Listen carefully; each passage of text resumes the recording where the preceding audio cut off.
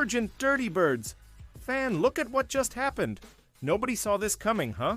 But first, make sure to subscribe to the channel because we bring you daily videos with the latest Dirty Birds news. And don't forget to turn on notifications so you don't miss anything. Atlanta Falcons fans will love this report from Daniel Jeremiah. The Falcons didn't make any notable offseason moves. As one NFL executive described it, the club swapped average for average in free agency.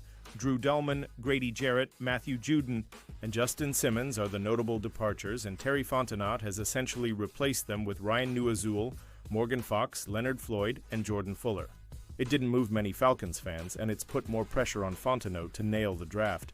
It's the last opportunity to dramatically improve the roster outside of a Hail Mary like a Trey Hendrickson trade. Thankfully, this might just be what the doctor ordered. Atlanta currently owns the 15th pick, but this cycle has been described as a starter draft, some general managers and head coaches told Daniel Jeremiah. I've talked to several GMs and HCs over the last week. Everyone seems to agree this draft is a starter draft, maybe not a ton of star power, but your goal should be to come away with 34 solid starters. They are out there. Go find them, DJ tweeted. Unfortunately, the Falcons only have 5 picks in this year's draft after the Kirk Cousins tampering mess and the Matthew Judon trade.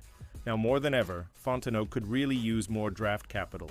Whether that's accomplished by trading down in the first round, moving Cousins or Kyle Pitts or some other avenue, Atlanta's goal should be to come away with 34 solid starters, as DJ put it. As currently constructed, there really shouldn't be many positions that aren't on the table for the Falcons.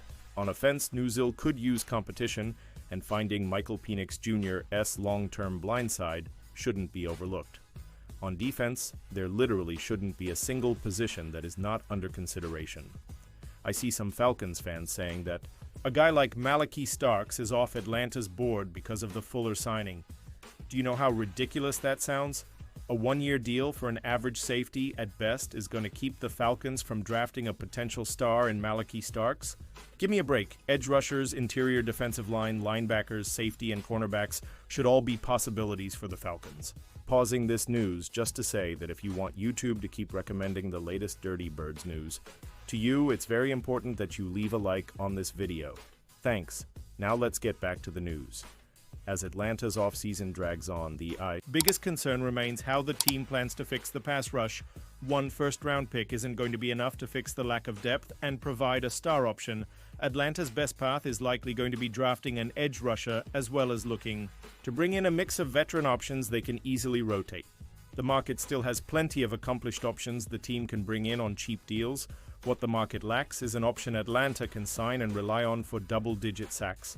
The team's best path is now looking at aging veterans who can provide a boost in the team's rotational options. Starting with a former Super Bowl MVP Von Miller. Long gone are the days of Von Miller being a dominating force off the edge. When the veteran was at his best, there wasn't a chance of stopping Miller consistently. While the veteran isn't the force he once was, he is still a valuable depth option that would improve Atlanta's rotation. This is where the free agent market is, and it speaks to where Atlanta is in their offseason. Unless a surprise trade happens, the Falcons aren't adding a star edge rusher. Rather, the team should be looking at former stars that can still provide a boost. Falcons eye Arkansas WR as option in 2025 NFL Draft. The Atlanta Falcons are widely expected to prioritize defense in the 2025 NFL Draft, and team owner Arthur Blank reaffirmed that direction at the NFL's annual spring meeting. Still, with limited draft capital and only 5 picks in total, the Falcons may look to add value on offense in the later rounds, particularly at wide receiver and along the interior offensive line. Falcons had a virtual visit with Arkansas WR Andrew Armstrong, per the Draft Network. Armstrong led the SEC in receptions and yards last season. Pickhemders, Twitter. Com3RPA9NCICC Rise Up. Penix Rise Up Reader, April 6, 2025. One name that has surfaced as a potential later-round option is Arkansas wide receiver Andrew Armstrong, a productive and physically intriguing prospect who could fit Atlanta's long-term plans. Armstrong's versatility and production turn heads. According to the Draft Network's Justin Mello, the Falcons conducted a virtual meeting with Armstrong during Arkansas Pro Day, signaling genuine interest in the former Razorback. At 6'3" and 200 pounds, Armstrong brings ideal size for an NFL receiver and has experience lining up both in the slot and on the perimeter. In 2024, Armstrong led the SEC with 78 receptions and 1,140 receiving yards, building on a solid 2023 campaign where he posted 56 catches for 764 yards.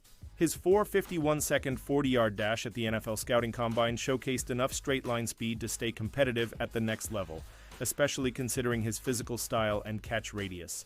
That production, combined with his frame and versatility, makes Armstrong a compelling prospect for teams like the Falcons that are searching for developmental talent with long-term upside. Developmental potential with measurable tools. Though his college numbers are impressive, Armstrong is generally projected as a Day 3 pick. Pro Football Focus ranks him as the number 172 overall prospect in the class, likely placing him in the 5th-round range. The Falcons, who have minimal early-round ammunition, could view Armstrong as a low-cost, high-upside addition to their receiver room. NFL.com's Lance Zierlein offered a tempered evaluation, citing Armstrong's size and ball skills, but questioning his separation ability at the pro level. Long-limbed, tight-hipped wideout with average feet and a lack of separation talent, Zierlein noted. He doesn't get in and out of breaks quickly enough to separate and lacks the pure gas to be a field-stretching option, but he has good size and ball skills. Such a profile aligns with what the Falcons may be looking for in a developmental piece who doesn't need to contribute immediately, but could provide depth behind established targets like Drake London, Darnell Mooney, and Ray McCloud. A logical fit for Atlanta's late-round strategy. If the Falcons do address receiver in this draft, it's unlikely to happen before Day 3. Even then, their early Day 3 selections will likely go toward defensive reinforcements. But should Armstrong remain available in the later rounds, he fits the profile of a player Atlanta might be willing to take a chance on. Someone who may not be polished but brings the physical tools and college production to warrant development at the next level.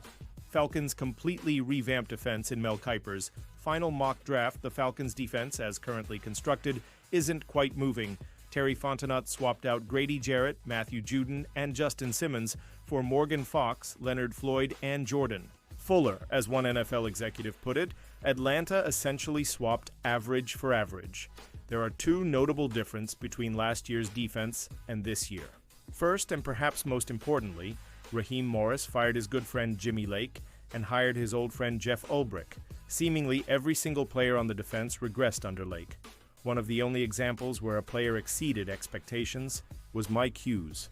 Hell, there was miscommunication in the final game of the season in a secondary that featured 3 former All-Pros. If that's not coaching, I don't know what is.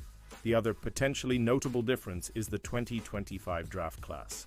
I say potentially notable because if we look at Fontenot's track record, it might be overzealous to expect a significant impact from the Falcons' rookie class this season. The front office has to hit on their draft picks, and Mel Kiper's final mock draft has them completely revamping defense. 15 Atlanta Falcons Mike Green, OLB, marshal it almost seems too simple. Atlanta had the second fewest sacks in the NFL last season, 31. Green had the most sacks in the FBS, 17. Suddenly, there'd be some optimism around the pass rush, with Green and free agent signing Leonard Floyd flying in off the edge. Green mixes in speed and power to keep offensive tackles on their heels, and his ability to stop the run means Coach Raheem Morris could keep him on the field no matter the situation. If things play out this way, he'd be the second highest drafted Marshall player in the Common Draft era. Byron Leftwich went 7th in 2003. It is that simple.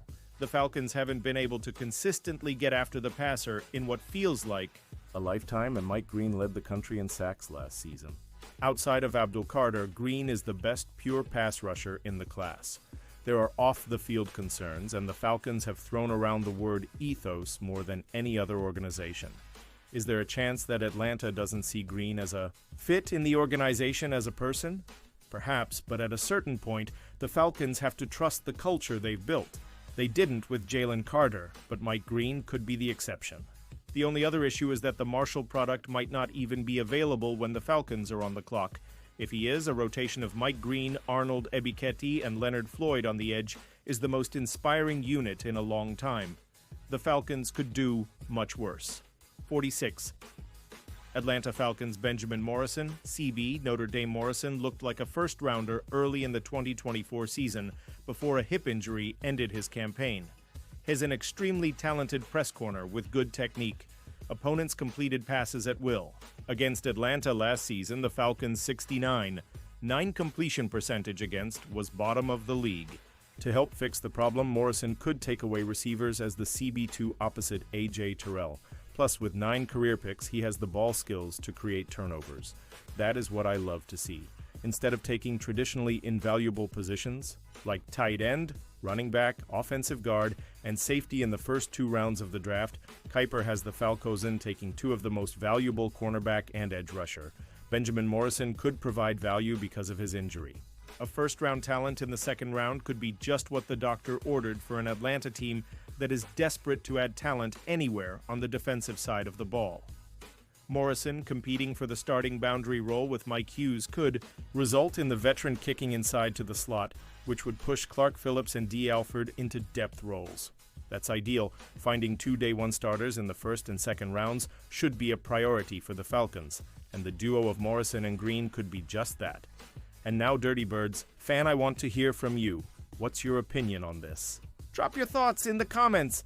I don't know if you know this, but your opinion matters a lot for Dirty Birds.